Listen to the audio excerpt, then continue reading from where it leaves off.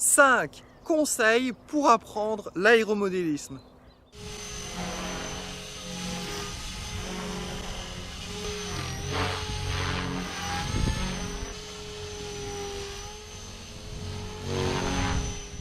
Premier conseil, prendre son temps, faire preuve de patience et de motivation, la base.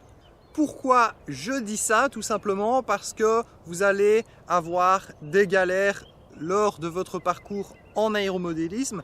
Je sais de quoi je parle, vous avez mon parcours sur la fiche ici en haut à droite de la vidéo ou alors dans la description. Donc voilà, vous pouvez voir mon parcours en aéromodélisme. Je peux vous assurer qu'il faut vraiment faire preuve de patience quand on fait de l'aéromodélisme et surtout rester motivé, c'est ça le plus important.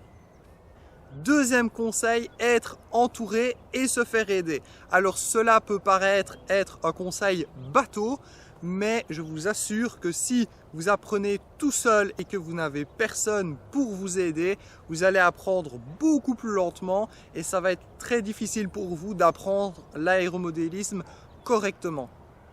Troisième conseil, ne pas hésiter à changer de moniteur si cela ne va pas.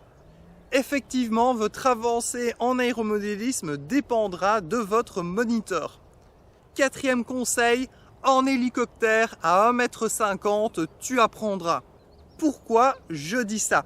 Tout simplement parce qu'à 1,50 m du sol, vous êtes assez haut pour ne pas tomber dans les turbulences ou le coussin d'air, enfin vous appelez ça comme vous voulez, des pales, c'est-à-dire que lorsque l'hélicoptère tourne, vous avez tout simplement l'air qui va sur le sol et elle revient vers l'hélicoptère et c'est ce coussin d'air qu'on veut éviter parce que c'est très mauvais de voler dans ce coussin d'air, dans ce flux d'air.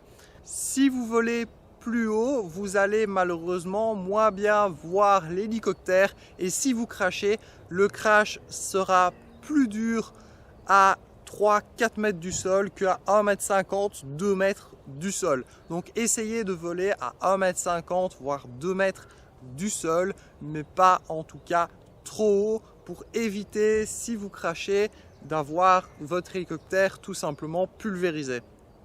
Pour parler de l'avion et du planeur, je vous conseille de voler à 3-4 mètres du sol. C'est une bonne altitude pour pouvoir voir correctement votre modèle, car si vous volez trop haut, vous allez le perdre de vue, et si vous volez trop bas, vous n'allez pas avoir une bonne marge d'erreur si jamais il vous arrive quelque chose en vol.